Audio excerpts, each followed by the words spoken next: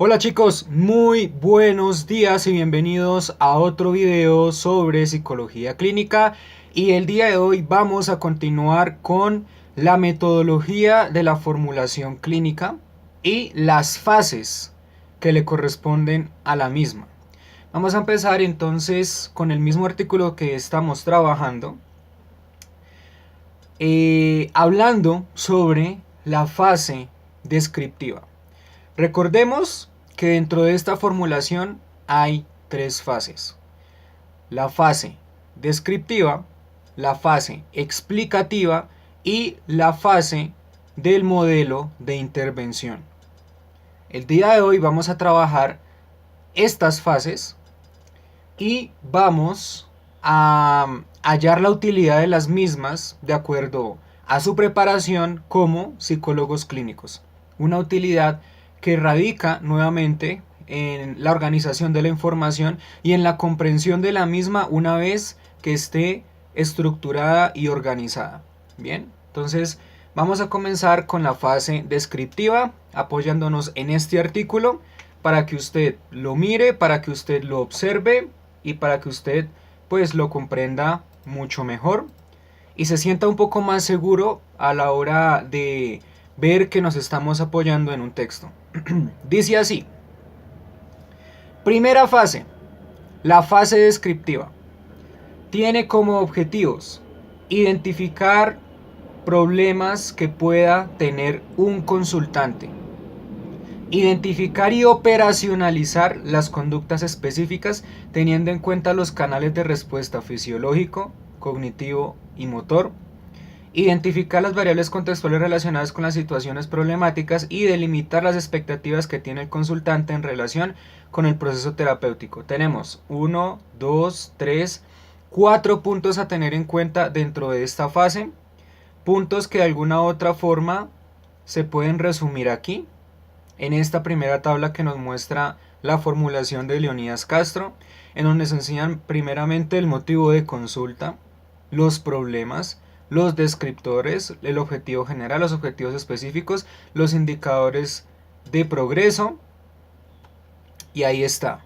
Esta es la fase descriptiva. No solamente es este pedazo, sino es el comienzo de la fase descriptiva donde usted va a hallar las problemáticas y va a empezar a operacionalizarlas. Puede hacerlo usted o puede hacerlo con el paciente para que comprenda de qué tratan estas problemáticas y cuáles son los mantenedores de las mismas. Cuál es la conducta problema que se está manteniendo y que usted como psicólogo debe trabajar. Bien, entonces estas cuatro partecitas también nos llevan a una parte muy importante. Fíjense en esta, en la parte B: identificar y operacionalizar las conductas específicas teniendo en cuenta los canales de respuesta fisiológico, cognitivo y motor. Una parte que nos lleva directamente hacia lo que conocemos como el análisis funcional. El análisis funcional también funciona dentro de la fase descriptiva porque nos estamos limitando a un panorama mucho más general, mucho más amplio y más fácil y objetivo de reconocer frente a los efectos de la conducta en un contexto, en un evento, en un tipo de relación, en unas respuestas de tres canales: la fisiológica, la cognitiva, la motora, ¿sí? Y sus respectivas consecuencias. Enfocándonos obviamente en la conducta problema, como ya lo he dicho, que se manifestaría en primera instancia aquí, en esta primera parte. Entonces estamos viendo que la fase descriptiva radica en una descripción de los problemas y en una operacionalización y estructuración de los problemas de acuerdo a la conducta que mantiene ese problema, o más bien del problema que está mantenido por la conducta problema. Me explico. Una conducta problema es una conducta que se mantiene y está siendo reforzada constantemente por un evento que está ocurriendo. Ese evento, esas variables que conforman ese evento, es como tal el problema que habría que trabajar y que se puede observar inclusive con mayor detenimiento dentro del análisis funcional.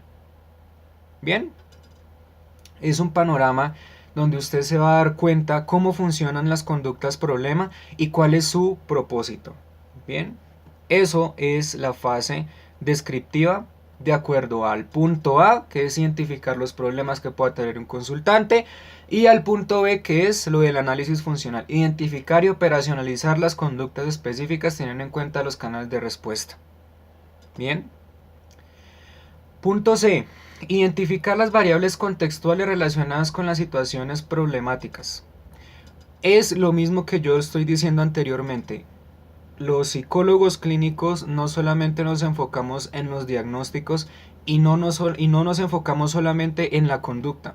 Nos enfocamos en algo más allá de eso, que son las variables que mantienen la conducta problema. Si no observamos el propósito de estas variables, estaríamos delimitándonos exclusivamente a la conducta, y trabajarla hasta reducirla sería algo inútil y algo, a decir verdad, no tan productivo, porque si bien podemos reducir la depresión, al salir del consultorio, por ejemplo, el paciente va a sentir los mismos síntomas, dado que no hemos trabajado esas variables. Y son las variables, las fuentes de información y las posibles causantes de todo un diagnóstico, y eso es lo que debemos trabajar como psicólogos. ¿De acuerdo? Punto C. Identificar las variables contextuales relacionadas con las situaciones problemáticas.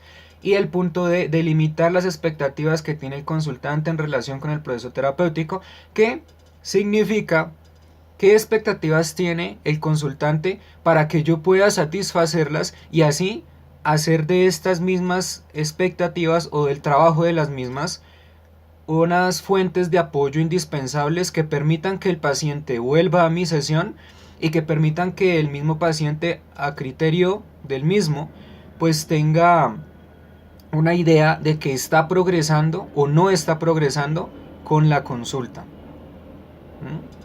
Doctor, es que yo quiero calmar esa ansiedad que yo tengo.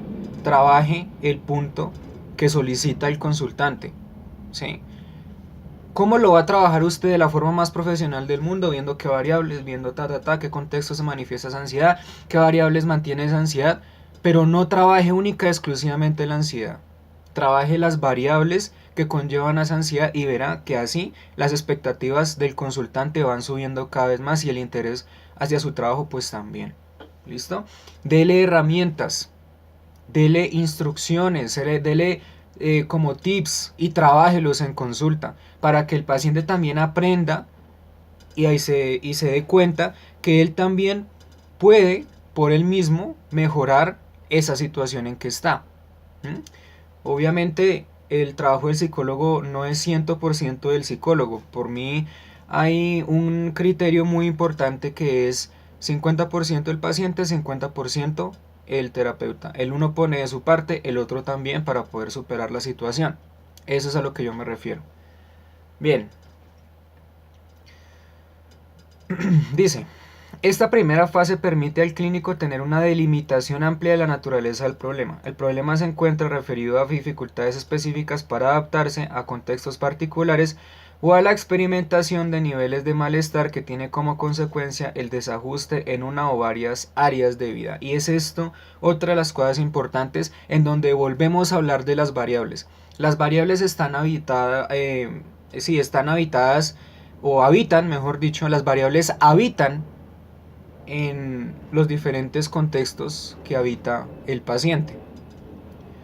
El área familiar, el área social, el área personal, el área cultural, todo este tipo de áreas de ajuste están ahí funcionando como escenarios que pueden retroalimentar y mantener la conducta problema, y es ahí donde usted debe identificar esas variables y empezar a trabajarlas para que esa conducta problema reduzca, ¿sí? Para que esa conducta problema se disminuya.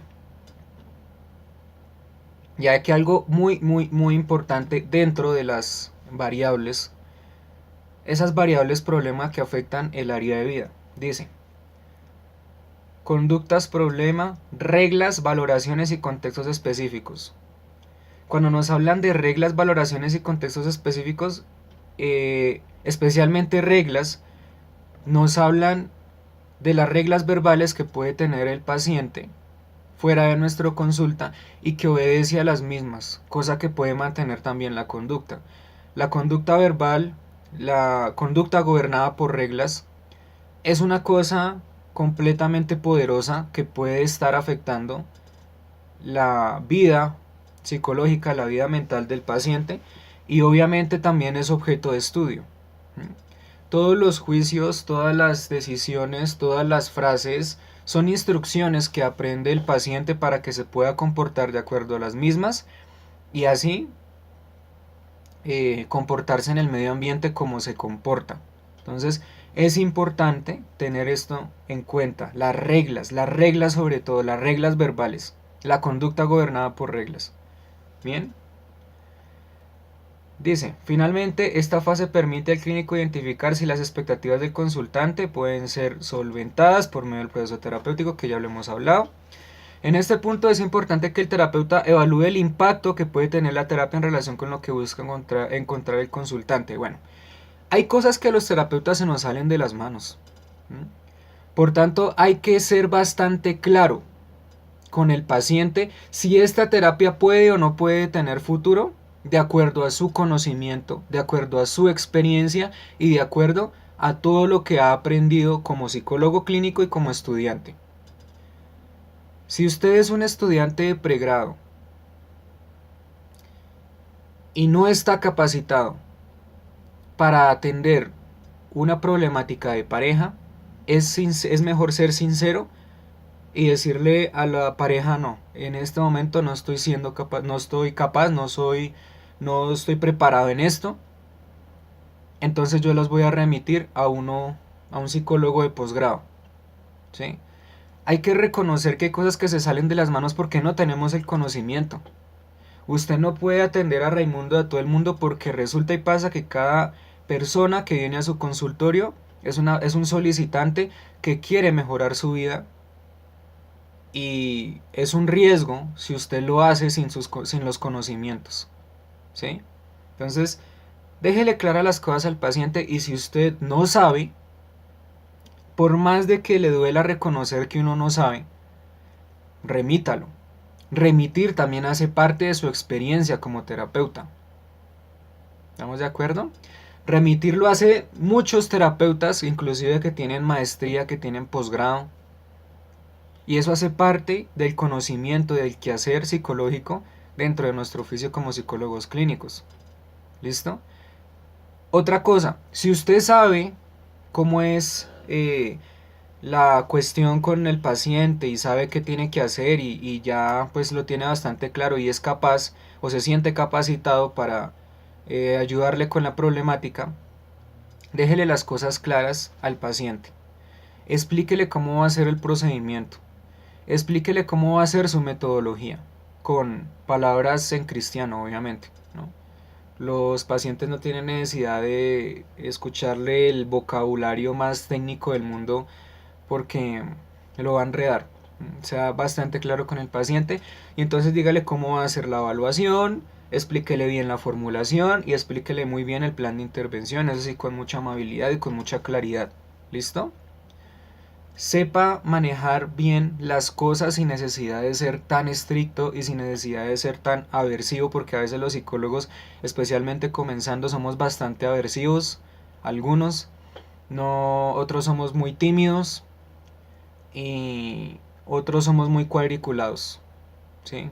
O sea, ¿qué pasa si algo sale mal? Entonces no puedo controlar esto y ya me desesperé. No, coja las cosas con suavidad, con calma, y vaya buscando el progreso del paciente sin presionarse y delimitándose a la terapia que usted vaya a aplicar, al proceso que usted vaya a aplicar. Verá que esto va a tener un impacto positivo dentro de su paciente. Igual si usted no sabe y lo remite, usted va a tener un impacto positivo porque el paciente se está dando cuenta que usted está siendo sincero y que lo está remitiendo a un terapeuta con más experiencia, y ese sería su trabajo. ¿Listo? Sigamos. Otro punto interesante es, el clínico aclare a la persona cuáles pueden ser los alcances y limitaciones de la terapia y lo invite a trabajar de forma colaborativa para poder formular y cumplir los objetivos que se establezcan. Lo que yo estaba hablando del 50-50, ¿no? Usted me colabora, yo le colaboro. Usted viene temprano a las sesiones, en una hora podemos trabajar, en media hora o en 45 minutos podemos trabajar. ¿Listo? Usted hace sus tareas y yo veo cuál es su progreso con respecto a las tareas y trabajamos aquí las tareas porque hay psicólogos que dejan tareas, yo he dejado tareas por ejemplo, um, y así va ganándose al paciente, va ganando experiencia, ¿sí? Y va aprendiendo que igual con el paciente es un trabajo en equipo, ¿no? Eso es lo importante. ¿Listo? Acá hay algo bastante importante que dice cuáles pueden ser los alcances y limitaciones. Usted, bueno, puede que sepa muchísimas cosas, pero a decir verdad, todo va a tener un margen de error. Todo va a tener limitaciones en su asistencia, ¿sí? Algo va a pasar para que se pueda interrumpir lo que usted está haciendo o alguna cosa va a surgir, sea dependiente o independiente de usted, que haga que su terapia, perdón, sea un poco más lenta. ¿Mm? Entonces, de igual forma, son variables que se deben tener en cuenta, que se deben apropiar como alcances, como limitaciones, como aspectos pro, como aspectos contra dentro de su trabajo. La terapia de primera, segunda generación no son perfectas, también tienen desbalances y usted también debe explicárselos al paciente cuando sea el momento, ¿no?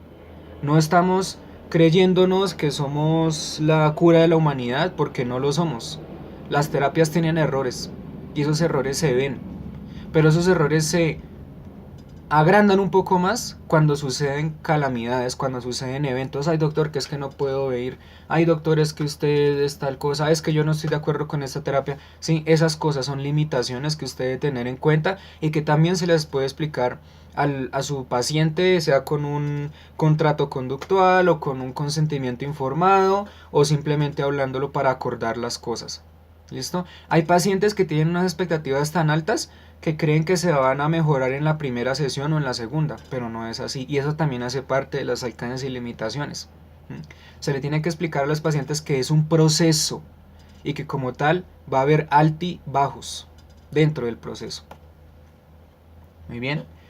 La utilidad de la fase descriptiva radica en la posibilidad que tiene el psicólogo clínico de aproximarse de manera comprensiva a la situación actual del consultante, buscando no solo identificar una o varias categorías diagnósticas, sino las variables particulares que pueden estar relacionadas con el nivel de malestar o desajuste que experimenta, ¿sí? Es lo mismo que hemos hablado de las variables que están por ahí en el medio ambiente, que fortalecen la conducta, también de las variables que puede que interrumpan el proceso por un momento, y uno debe ser comprensivo, ¿sí? Uno debe ser asertivo en estos casos, ¿listo? Usted debe comprender, si el paciente no pudo llegar porque había mucho trancón, entonces sépalo entender, ¿sí? Y entonces aplace la sesión para que el paciente no diga, qué mamera este psicólogo, siempre me exige llegar a tal hora pero yo no puedo ir, entonces ¿qué hago? Sea un poco más flexible. Usted puede ser contingente con reglas, pero también sea flexible y sepa comprender y escuchar. Usted no es alguien aversivo, usted simplemente es el psicólogo que está tratando de ayudar a la persona y está viendo el alcance de su voluntad para poder asistir a su terapia. ¿Listo? Vamos a comenzar con la segunda fase. Ya hablamos de la primera fase, que es esta. Bien. Problemas, descriptores, objetivos general, objetivos específicos, indicadores de progreso. Una fase descriptiva. Aquí está. Fase descriptiva. Fase descriptiva del análisis funcional. Ahora vamos a pasar a esta fase. Esta aún sigue siendo la fase explicativa. Bueno, vamos a ver qué es la fase explicativa. La segunda fase de una formulación clínica de caso corresponde a la fase explicativa. Ya le voy a aclarar por qué razón coloqué también en el otro análisis funcional una fase explicativa. Paciencia. Esta fase tiene como objetivo el establecimiento de hipótesis de adquisición e hipótesis de mantenimiento.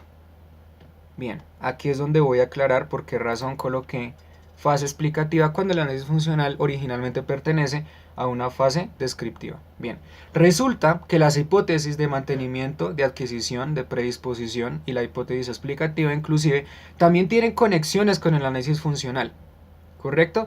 El análisis funcional, si bien es un panorama, también nos va a ayudar a comprender un poco mejor qué es lo que mantiene la conducta, y estamos hablando entonces de la hipótesis de mantenimiento. ¿Qué es lo que ocasiona la conducta? Y estamos hablando del detonante, de la hipótesis de adquisición, y qué es lo que probablemente surja de la conducta, que son las consecuencias, ¿sí? Y es otro tipo de tema involucrado en la hipótesis. ¿Bien? Es eso mismo. Es eso mismo dentro de la fase explicativa. De alguna u otra forma, las hipótesis y los análisis funcionales también están sujetos a trabajar juntos, y por esa razón es que yo como psicólogo podría afirmar que el análisis funcional estaría entre la fase descriptiva y la fase explicativa, ya que tiene conexiones con esta misma fase. Nos ayuda a entender y a comprender las hipótesis. Por esa razón es que se hace primero el análisis funcional. ¿Estamos de acuerdo? Entonces, volvamos a retomar. La segunda fase de una formulación clínica de caso corresponde a la fase explicativa. Esta fase tiene como objetivo el establecimiento de hipótesis de adquisición y hipótesis de mantenimiento. Y aquí nos enseñan lo que son las hipótesis. De acuerdo con Barlow, 2002, establecer hipótesis de adquisición implica la identificación de vulnerabilidades a nivel biológico y a nivel psicológico. Vulnerabilidades. La vulnerabilidad a nivel biológico se refiere a la transmisión de información genética. En estudios realizados por Kendall, se afirma que no se transmiten los trastornos psicológicos. De igual forma, se ha encontrado que no existen únicos genes responsables de los trastornos. Bueno, en el análisis funcional no trabajamos la parte biológica. Obviamente, esto podría descartarse por un momento del análisis funcional. Pero sí podemos evidenciar que aparte de lo biológico, hay algo que adicionalmente pudo adquirirse para que esa conducta se mantuviera. Y ahí es donde comienza a verse el para qué y el por qué de la conducta. Prácticamente el origen de ese para qué y por qué. Ahí es el complemento de esta hipótesis con el análisis funcional. Para que lo tengamos presente, para que lo reflexionemos, para que lo pensemos, inclusive para que lo discutamos. Pero ese es el punto. ¿Listo? Nos hablan de dos vulnerabilidades, la biológica y la psicológica, que correspondería a la social, supongo yo, ¿sí? A cómo el paciente adquirió este problema, sea por términos biológicos o sea por términos sociales. Y nos explican que no se transmiten los trastornos psicológicos, sino que se transmiten son las conductas o los comportamientos para que se produzcan estos mismos trastornos. Pero es una teoría, porque hay teorías que nos dicen que efectivamente hay una transición hereditaria para la depresión o para la ansiedad o inclusive para el TDAH, ¿sí? Hay documentos que nos dicen, y este es uno que dice que se afirma que no se transmiten los trastornos psicológicos. De igual forma se ha encontrado que no existen únicos genes responsables de los trastornos, sino que son diferentes los genes, realizan pequeños aportes. Oiga, esto está mal redactado. Dice, se afirma que no se transmiten los trastornos psicológicos. De igual forma se ha encontrado que no existen únicos genes responsables de los trastornos, sino que son diferentes los genes, realizan pequeños aportes. Ok, sí está mal redactado. Pero entonces nos están diciendo que hay elementos en los genes que probablemente tengamos y que se conecten con las variables que estamos viviendo o con las variables en que hemos crecido toda la vida, ¿no? Hablando particularmente de la ansiedad y la depresión, lo que se transmite genéticamente es el nivel de reactividad ante diferentes condiciones ambientales. El nivel de reacción que tenga una persona se transmite.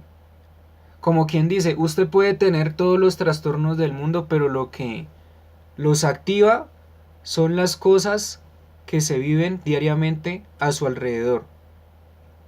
Esa teoría tiene un poco más de sentido cuando vayamos a explicar algo que sea difícilmente encontrado en los libros de biología y que tengamos que explicarlo, ¿sí?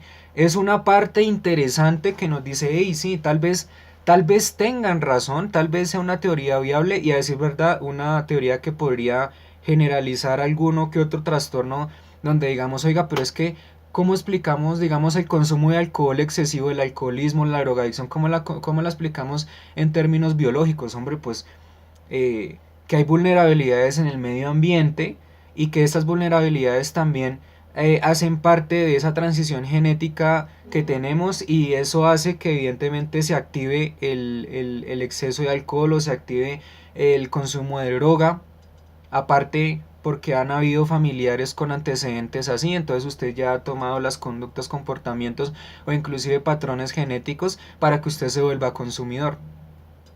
Es una teoría que tiene sentido, por supuesto que sí. Las condiciones ambientales como tal.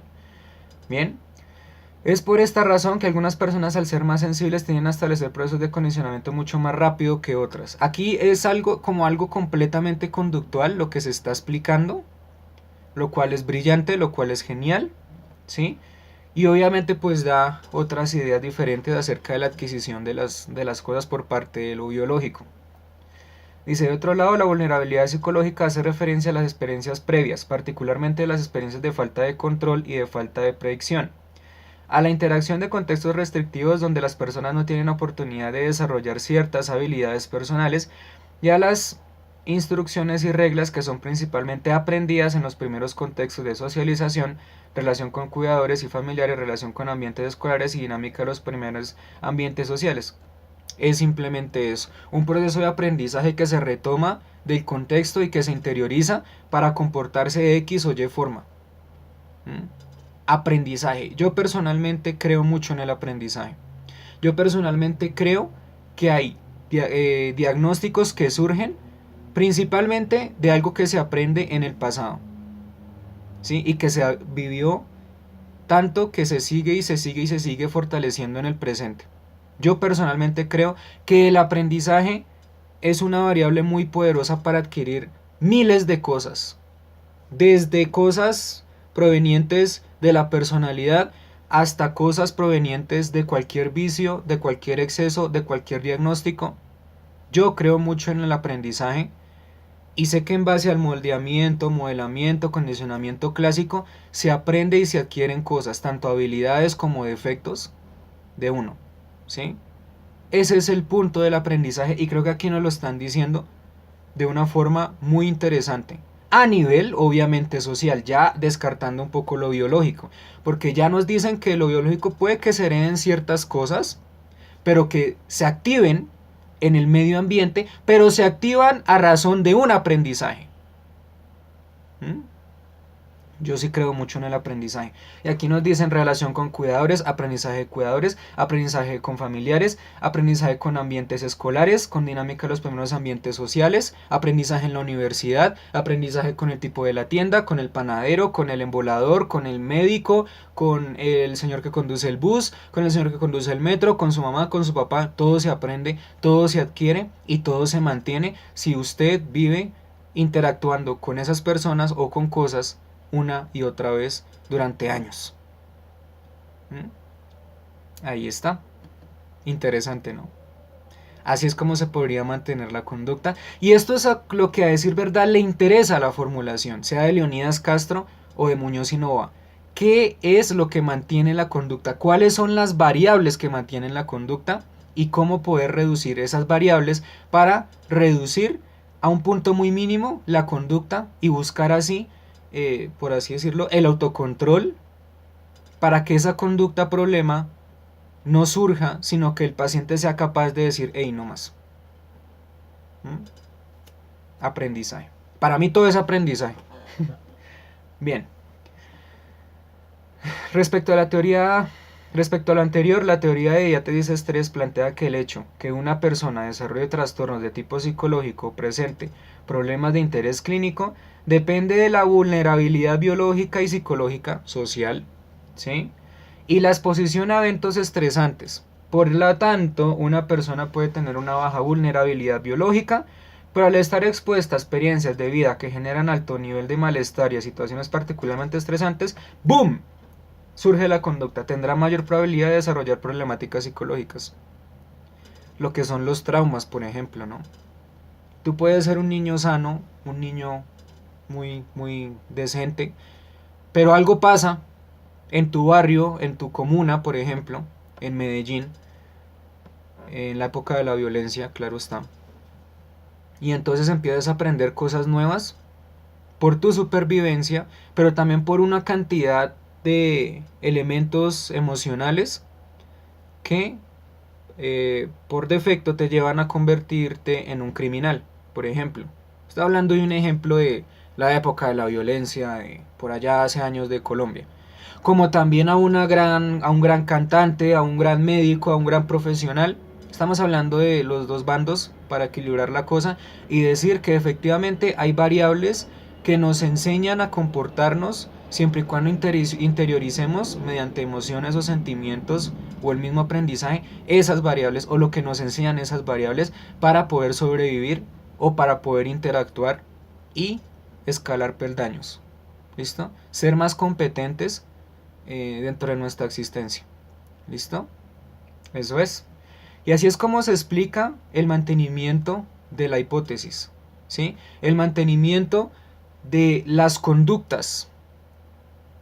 Y lo que nos dice claramente se puede dar por aprendizaje o por términos biológicos que, a decir verdad, los tenemos, pero que se detonan dada una situación ocurrida.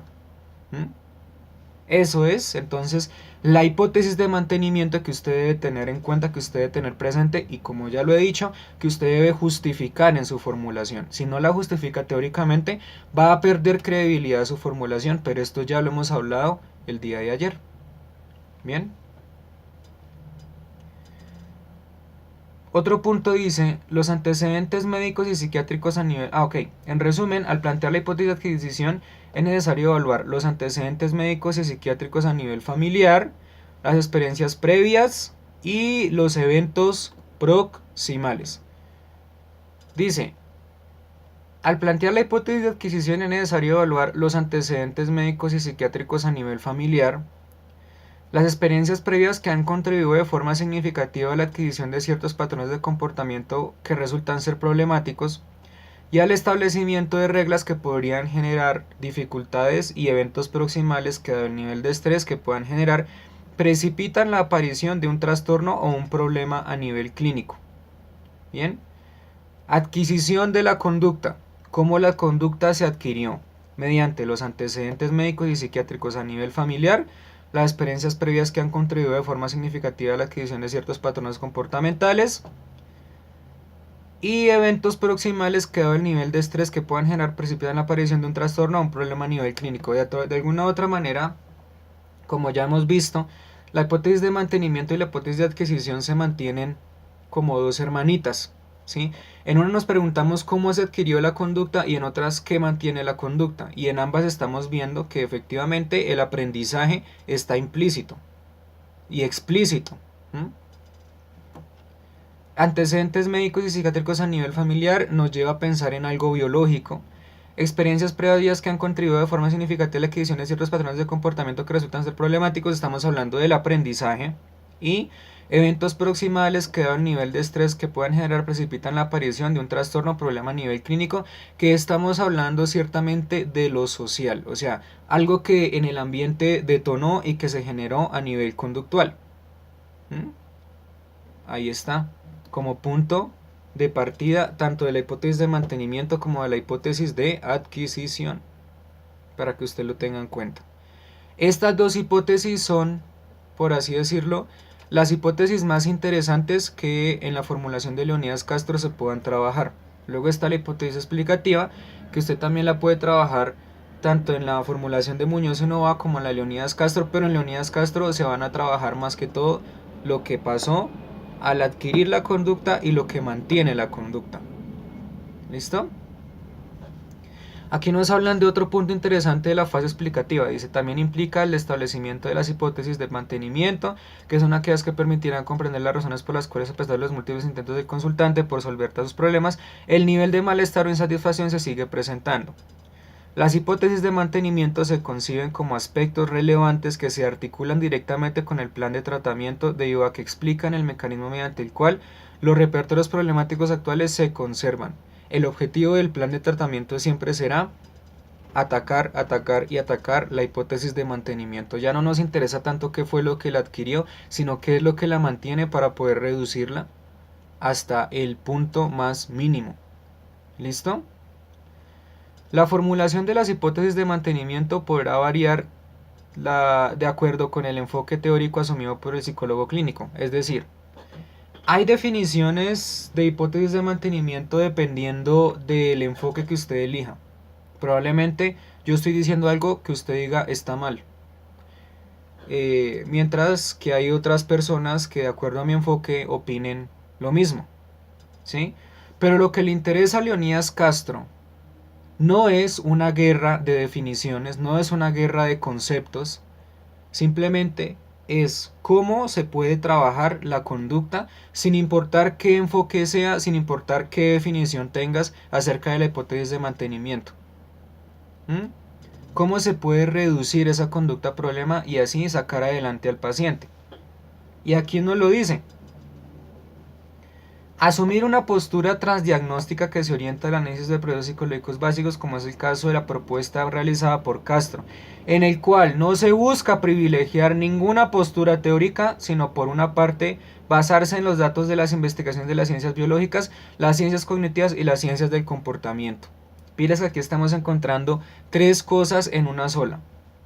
Privilegiar ninguna postura, no estamos ni aquí ni allá, sino estamos buscando una postura neutra que reúna biología, cognición y conducta o conductismo.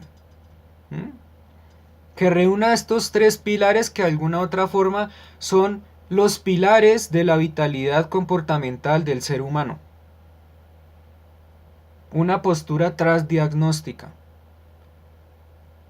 Si entonces nosotros nos la montan en un seminario de caso, por no haber dicho que somos transdiagnósticos o porque somos cognitivo-conductuales, tal vez están cometiendo un error, porque el objetivo de la formulación de Leonidas Castro no es propiamente elegir un bando, sino saber cómo trabajar esa conducta problema mediante una postura transdiagnóstica. Independientemente de las definiciones, el objetivo es reducir la conducta y ya está. ¿Listo? Encontrarse en la capacidad de establecer hipótesis de mantenimiento que faciliten la explicación de los mecanismos y procesos mediante los cuales un trastorno o problema psicológico se ha mantenido a lo largo del tiempo. Y bueno, ya aquí comenzamos con la tercera fase, que es el proceso terapéutico. Sí, dice, la tercera fase del proceso terapéutico hace referencia al diseño de la propuesta de intervención. La propuesta de intervención simplemente es la implementación de diferentes técnicas para trabajar esa hipótesis de mantenimiento, ¿sí?